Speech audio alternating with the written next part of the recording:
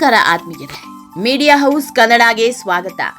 Big boss ನಲ್ಲಿ ಯಾವ ಕ್ಷಣಕ್ಕೆ ಏನ್ ಬೇಕಾದ್ರೂ ಆಗಬಹುದು.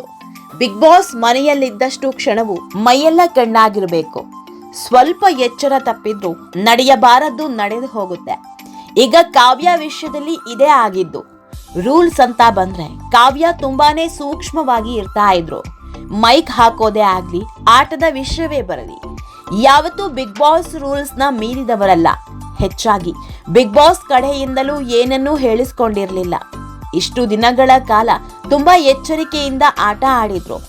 ಆದ್ರೆ ಕೊನೆ ಗಳಿಗೆಯಲ್ಲಿ ದೊಡ್ಡ ಹೊಡೆತ ತಿಂದಿದ್ದಾರೆ. ನೋಡೋರ ದೃಷ್ಟಿಯಲ್ಲಿ ಕಾವ್ಯ ಬಗ್ಗೆ ಸಿಕ್ಕಾಪಟ್ಟೆ ನೆಗೆಟಿವ್ ಆಗ್ತಾ ಇದೆ. ಕಳೆದ ವಾರ ಕಾವ್ಯ ಕ್ಯಾಪ್ಟನ್ ಆಗಿದ್ರು. ಈ ವಾರವೇ ಫ್ಯಾಮಿಲಿ ರೌಂಡ್ ಇತ್ತು.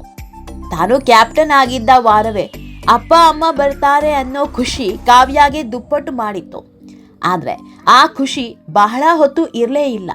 ಬಿಗ್ ಬಾಸ್ ಮನೆಗೆ ಸ್ಪರ್ಧಿಗಳ ಕುಟುಂಬಸ್ಥರು ಬಂದಾಗ ಹೊರಗಿನ ವಿಷಯ ಮಾತನಾಡುವಂತಿಲ್ಲ. ಜೊತೆಗೆ ಹೇಗಿರಬೇಕು ಹೇಗಿರಬಾರ್ದು ಅನ್ನೋ ಅತಿ ಸೂಕ್ಷ್ಮದ ವಿಷಯಗಳನ್ನು ಹೇಳುವಂತಿಲ್ಲ. ಇದನ್ನ ಬಿಗ್ ಬಾಸ್ ಮನೆಯೊಳಗೆ ಹೋಗುವಾಗಲೇ ಹೇಳಿ ಕಳಿಸಿರ್ತಾರೆ. ಆದ್ರೂ ಕಾವ್ಯ ಅಮ್ಮ ಹಾಗೂ ತಮ್ಮ ಲಿಮಿಟ್ ಕ್ರಾಸ್ ಮಾಡಿಬಿಟ್ರು. ಒಮ್ಮೆ ಎಚ್ಚರಿಕೆಯ ಸಂದೇಶ ಕೊಟ್ಟರೂ ಸಹ ಮತ್ತದೇ ವಿಷಯ ಮಾತನಾಡಿ ಏಕಾಏಕಿ ಮನೆಯಿಂದ ಹೊರ ಹೋಗಬೇಕಾಯಿತು. ಇದು ನಿಜಕ್ಕೂ ಬೇಸರದ ಸಂಗತಿ. 3 ತಿಂಗಳಾದ ಮೇಲೆ ತಮ್ಮ ಮನೆಯವರು ಬಂದಿದ್ರು. ಅದರಲ್ಲೂ ನಾನು ಕ್ಯಾಪ್ಟನ್ ಆಗಿದ್ದಾಗ ನಮ್ಮ ಮನೆಯವರು ಬಂದಿದ್ದಾರೆ ಅನ್ನೋ ಹೆಮ್ಮೆಯಲ್ಲಿದ್ದಾಗಲೇ ಒತ್ತಾಯ ಪೂರ್ವಕವಾಗಿ ಕಳಿಸಿಕೊಡೋದಿದೆಯಲ್ಲ, ಅದಕ್ಕಿಂತ ನೋವಿನ ಸಂಗತಿ ಇನ್ನೊಂದಿಲ್ಲ. ಇದೇ ವಿಷಯವಾಗಿ ಸೋಷಿಯಲ್ ಮೀಡಿಯಾದಲ್ಲಿ ಸಿಕ್ಕಾಪಟ್ಟೆ ಚರ್ಚೆ ಆಗ್ತಾ ಇದೆ.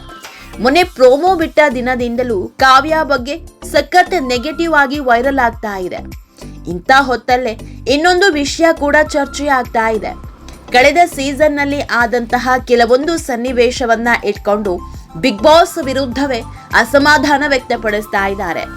ಕಾವ್ಯ ವಿಷಯದಲ್ಲಿ ಬಿಗ್ ಬಾಸ್ ದೊಡ್ಡ ನಿರ್ಧಾರ ತೆಗೆದುಕೊಂಡಿದ್ದು ತಪ್ಪು ಅಂತಾನು ವೈರಲ್ ಮಾಡ್ತಾ ಇದ್ದಾರೆ. ಇದೆಲ್ಲದ್ರ ಬಗ್ಗೆ ಇವತ್ತಿನ ವಿಡಿಯೋದಲ್ಲಿ ಹೇಳ್ತಾ ಹೋಗ್ತೀವಿ. ಅದಕ್ಕೂ ಮೊದಲು ನೀವಿನ್ನೂ ನಮ್ಮ ಚಾನೆಲ್ನ ಸಬ್ಸ್ಕ್ರೈಬ್ ಮಾಡಿಲ್ಲ ಅಂದರೆ ಮಿಸ್ ಮಾಡಬೇಡಿ, ಈಗಲೇ ಸಬ್ಸ್ಕ್ರೈಬ್ ಮಾಡಿ.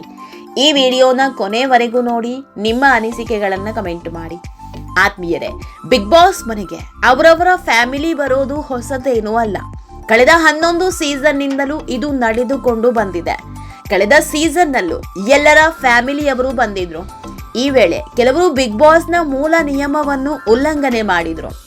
ಈಗ ಕಾವ್ಯ ತಾಯಿ ಹಾಗೂ ತಮ್ಮ ಏನ್ ಮಾತನಾಡಿದ್ರು ಅದೇ ರೀತಿ ಕಳೆದ ಸೀಸನ್ನಲ್ಲೂ ಹಲವರು ಮಾತನಾಡಿದ್ರು.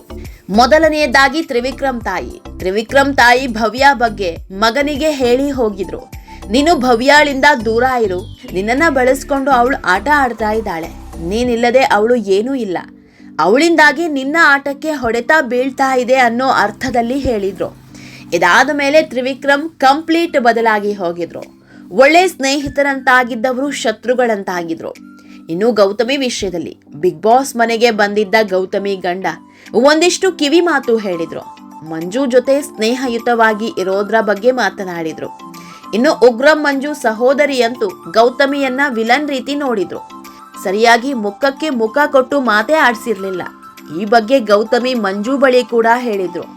ಅಷ್ಟೇ ಅಲ್ಲ, ಇನ್ಮೇಲೆ ಗೌತಮಿಯಿಂದ ದೂರ ಇರ್ತೀನಿ ಅಂತ ಮಂಜು ಕೈಯಿಂದ ಮಂಜು ಸಹೋದರಿ ಭಾಷೆ ಕೂಡ ತೆಗೆದುಕೊಂಡಿದ್ರು. ಇದೆಲ್ಲವೂ ಬಿಗ್ ಬಾಸ್ನ ಮೂಲ ನಿಯಮ ಉಲ್ಲಂಘನೆ ಮಾಡಿದಂತೆ ಆಗಿತ್ತು. ಈ ಬಗ್ಗೆ ವಾರದ ಕೊನೆಯಲ್ಲಿ ಸುದೀಪ್ ಕ್ಲಾಸ್ ತೆಗೆದುಕೊಂಡಿದ್ರು. ಬೇಸರದಲ್ಲೇ ಮಾತನಾಡಿದ್ರು. ಆದ್ರೆ ಆ ಕ್ಷಣಕ್ಕೆ ಯಾರನ್ನೂ ಮನೆಯಿಂದ ಹೊರ ಹಾಕಿರ್ಲಿಲ್ಲ.